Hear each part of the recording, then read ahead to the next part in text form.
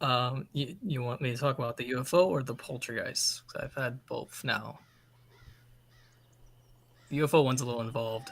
The newest one is the poltergeist, and that was with a friend at my college at Iowa State University in our studio room, and I tried to get on video. The thing was very clever, of course, and I wish I had two cameras set up, but it literally teleported a little wooden ball.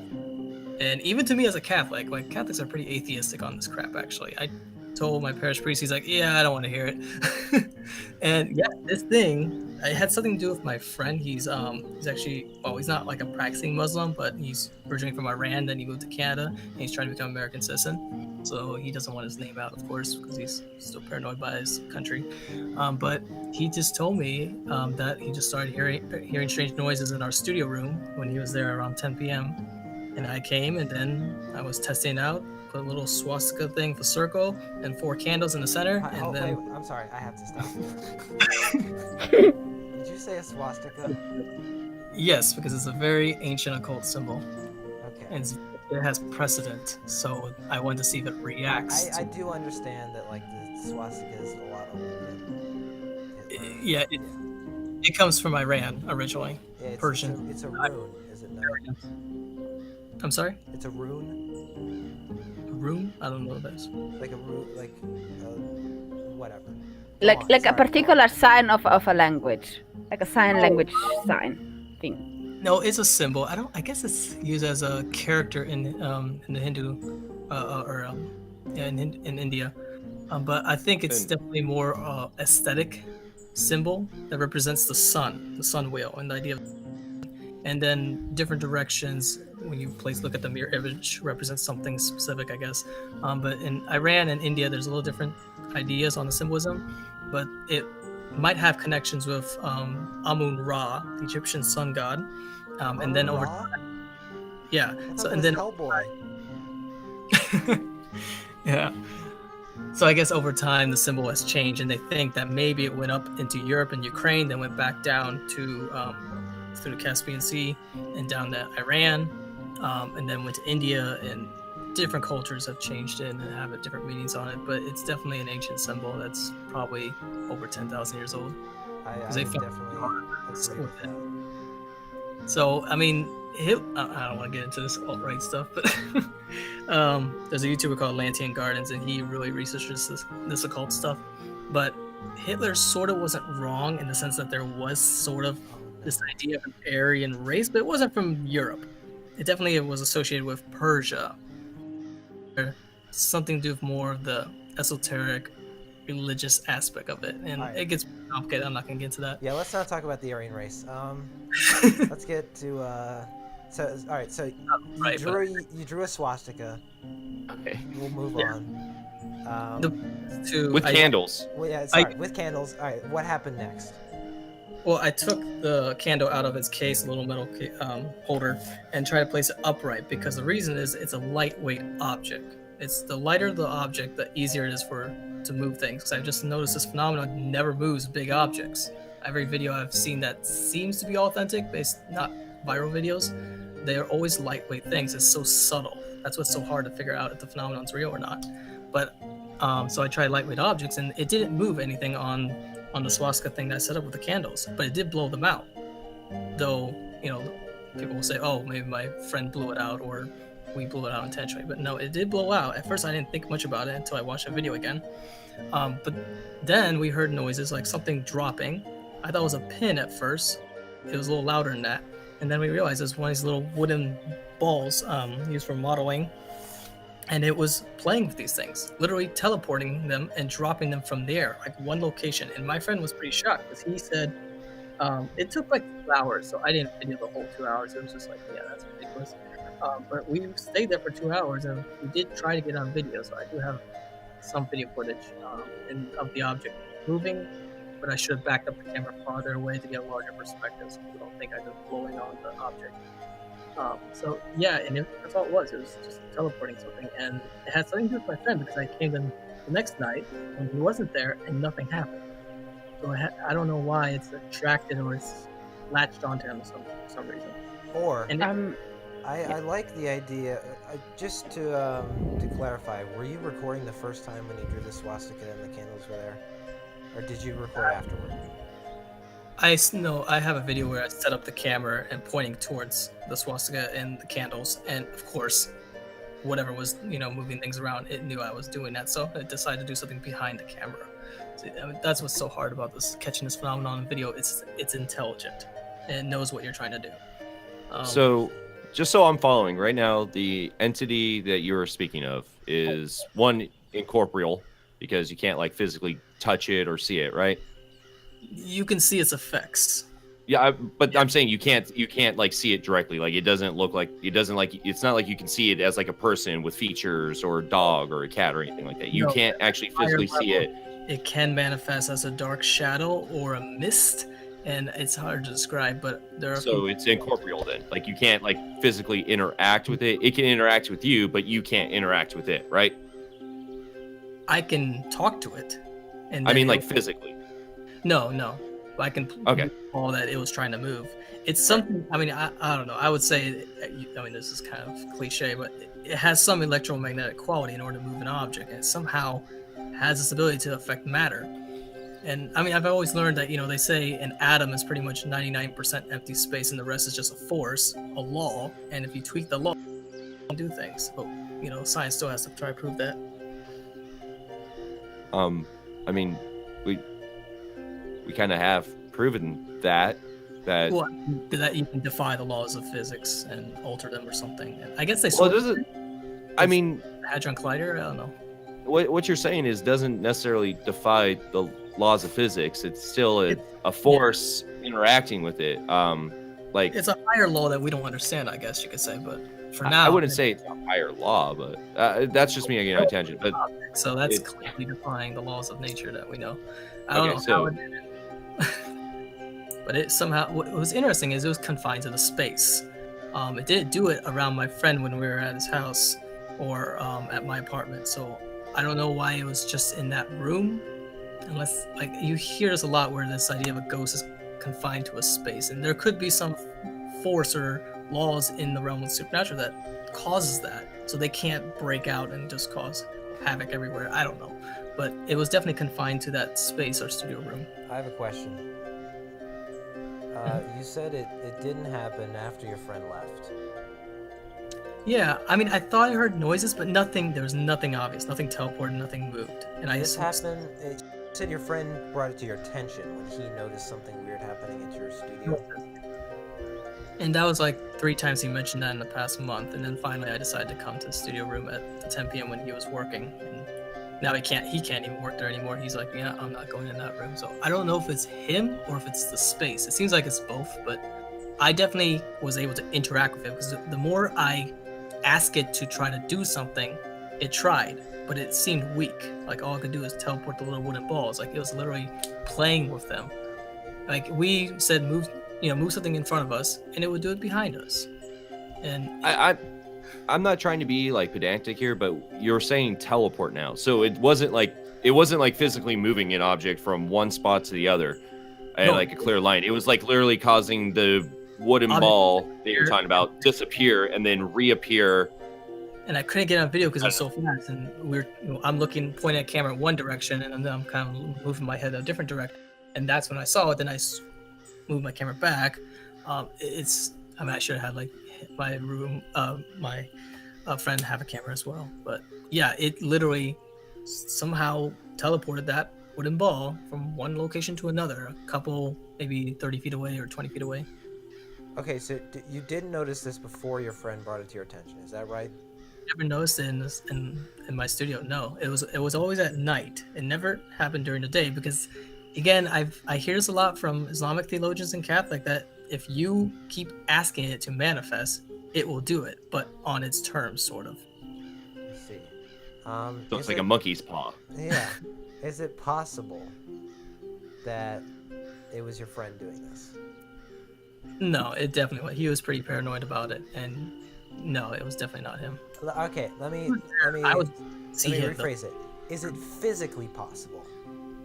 Is it so like was he ever in a position to be manipulating this stuff, regardless of his emotions or anything like that, whether or not he, quote unquote, would do it?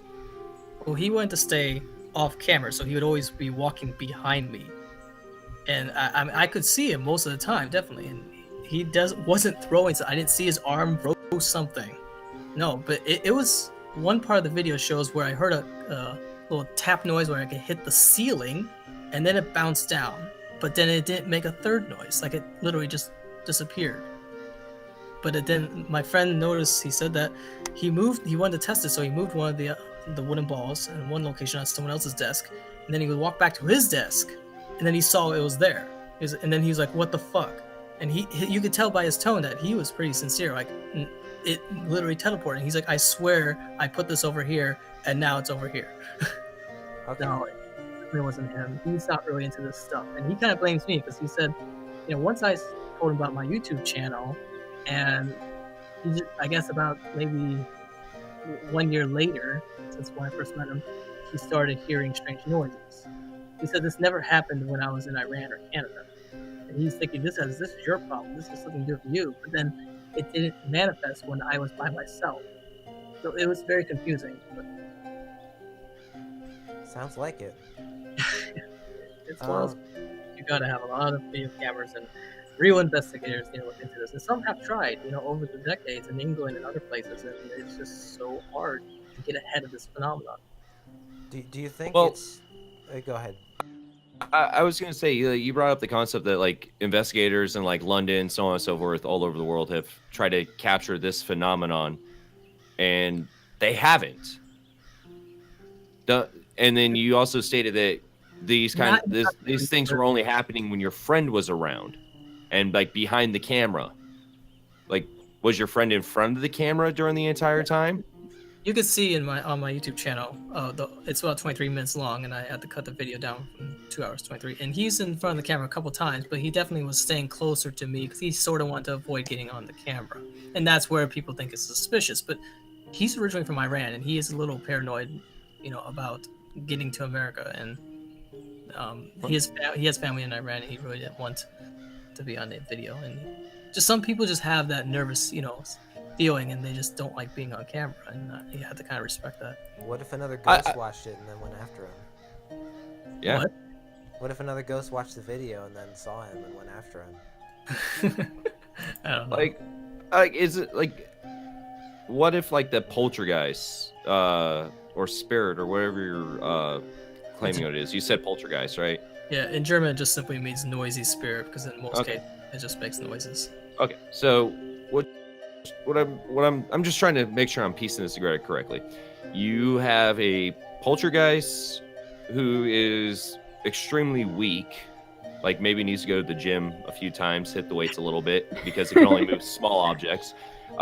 So far, it's only able to teleport a wooden ball used for modeling and blow out candles.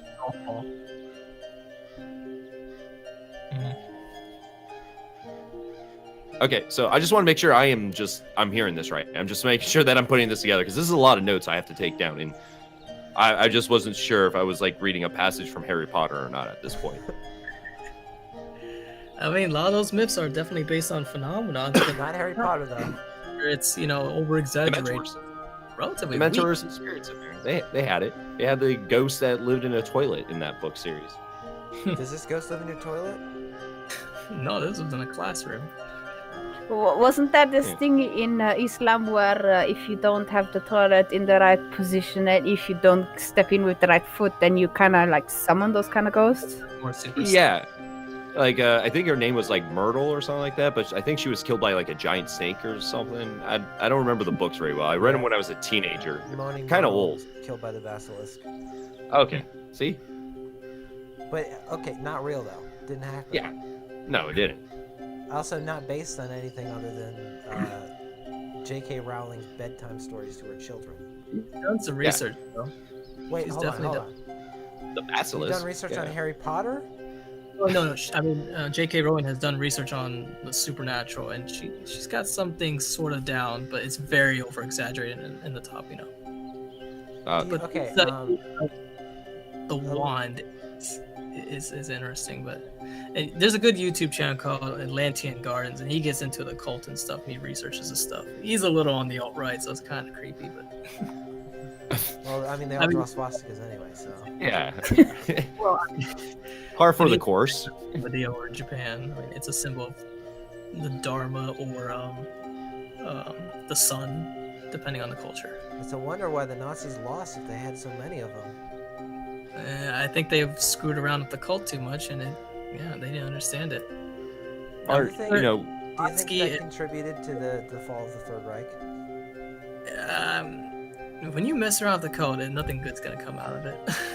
I think Hitler was really getting into that stuff, and when you look into it, like this one book, Rise and Fall of the Third Reich, he really did his research on the cult and the knowledge from India and Egypt, but he wanted to make it sound like it came from Germany, like all that originated from Germany, but I think it came from Persia and from Egypt. And from there, it dispersed that knowledge on magic, and Egypt is very well known to really believe in magic to the point where it sounds like they try to have these strange burials to resurrect the dead and stuff. I mean, there's some weird burials that Egypt has that it really does sound like they're messing with magic. And the idea, magic is simply you being the mediator and you asking the supernatural to manifest, but you don't know what you're going to get out of it. It's like you're rubbing the lamp, the genie lamp, but it's very hard to put the genie back in the bottle, and you have no control over that genie. So does magic is you beseeching the aid of a supernatural being that then intervenes in the world? Yeah, well, certain supernatural beings need a catalyst. They need a medium because there's might be a law that prevents them from manifesting into a human body and then teleporting and causing havoc and all this stuff. So they are trying to get people's attention through people's own free will. And when they do these weird rituals like human sacrifice, those understood, what the effect could be. And they literally, it's not like people say the Egyptians worship the sun. No, the sun is a symbol for something supernatural. The Egyptians and the Mayans, they did these occult rituals that are very barbaric.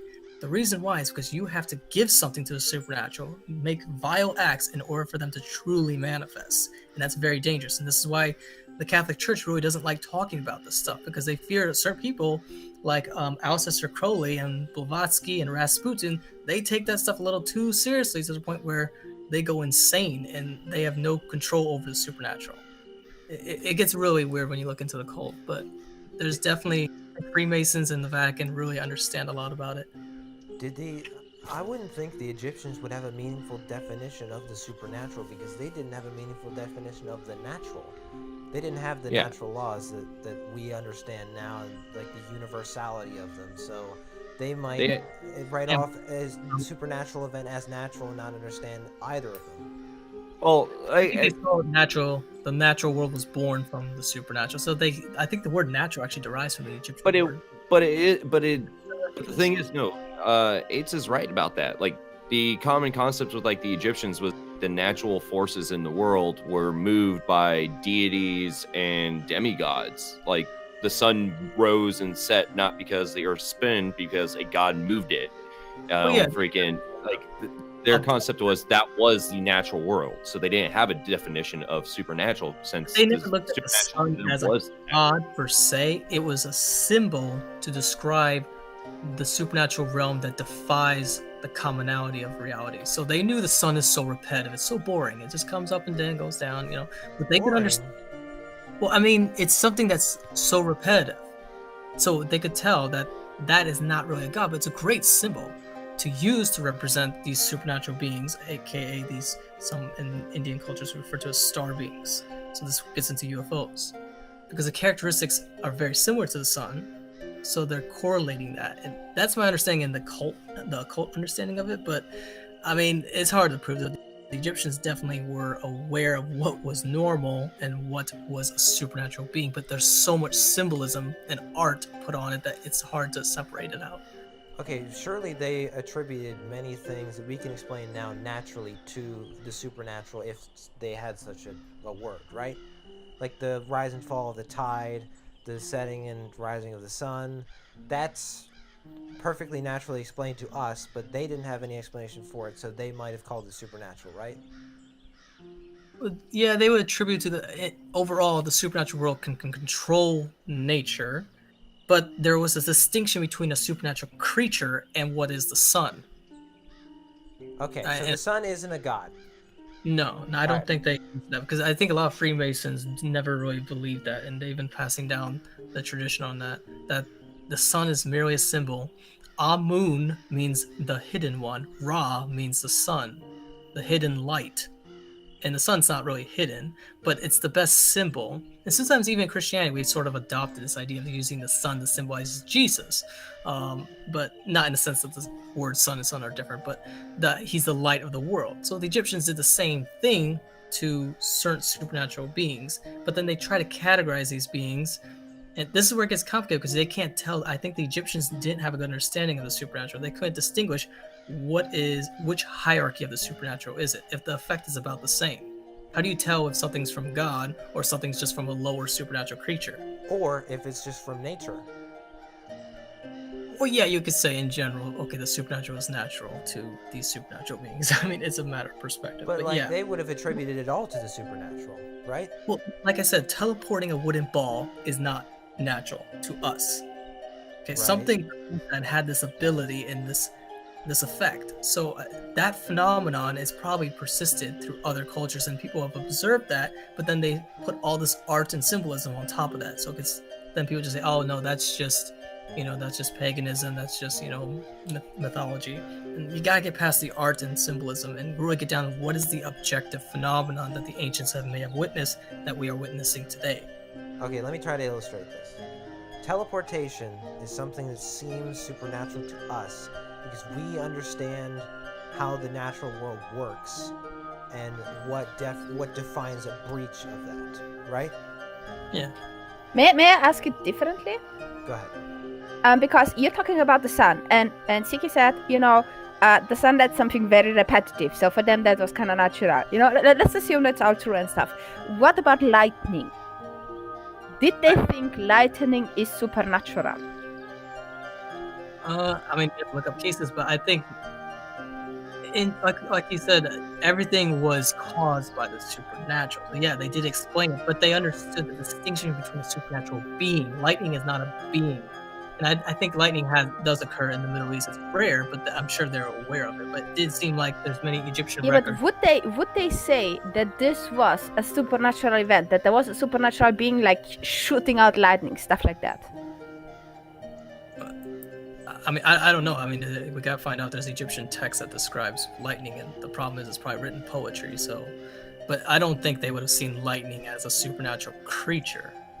They would say the supernatural creature may be causing the lightning, but the lightning itself is not the creature, because the supernatural creatures can get into objects and possess people, and Egyptians understood that. And many other cultures in India as well understood that. But that was not quite the question, though, Siki. The question was, could people misinterpret it? Like, we know lightning is something natural, something that is naturally caused. So if they thought it is something caused by a supernatural being, then they were wrong about it. Yeah, I mean, I'm sure there's some Egyptians that weren't high priests or whatever probably thought, oh, maybe a supernatural creature caused that. But I don't think they believed it was the being itself.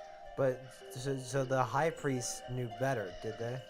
Kind of understand there's a difference between lightning happening every time there's clouds moving in and it's repetitive.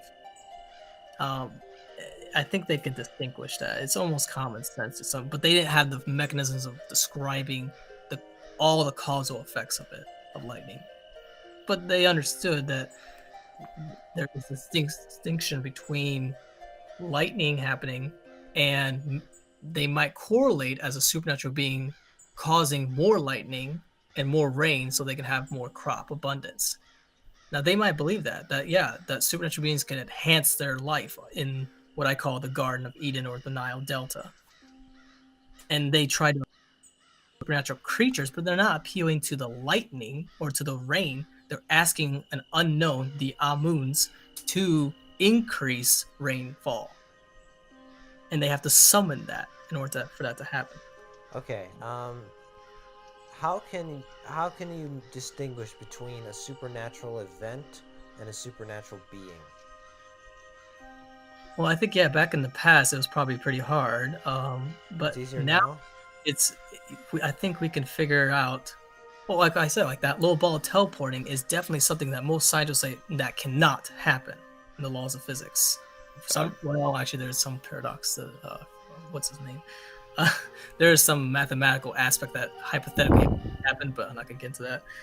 But yes, most scientists would say that that's a contradiction of nature. Okay, can I ask a very specific question now? Because I'm trying to puzzle this. So you say the sun rising and going down again, that is natural, okay? Lightning, would you say that is natural or supernatural? Natural. Okay, so now let's go to the ball. What if in 100 years they find some kind of methodology that makes it perfectly natural for a ball to, poof out of existence and come into existence on another spot that is perfectly explainable? Then you would be wrong at this point in time, wouldn't you? The same way that in the old times they were wrong to think that lightning is supernatural. No, I think there's definitely laws of physics, and if we can probably teleport something, but we'll need an external machine of some sort, something material to make it happen. And sure, that's a mechanism making it teleport, but this thing, nothing. It just spontaneously teleported. There's no mechanism that I could figure out. I mean, I don't know, this giant hidden machine, maybe, but there was no mechanism. But So you're applying our current understanding to try to extrapolate the future to say maybe we'll discover some kind of hidden machine. It's kind of like the old ancient people not understanding the laws of nature and saying, oh, maybe we'll discover some kind of new god that explains this phenomenon.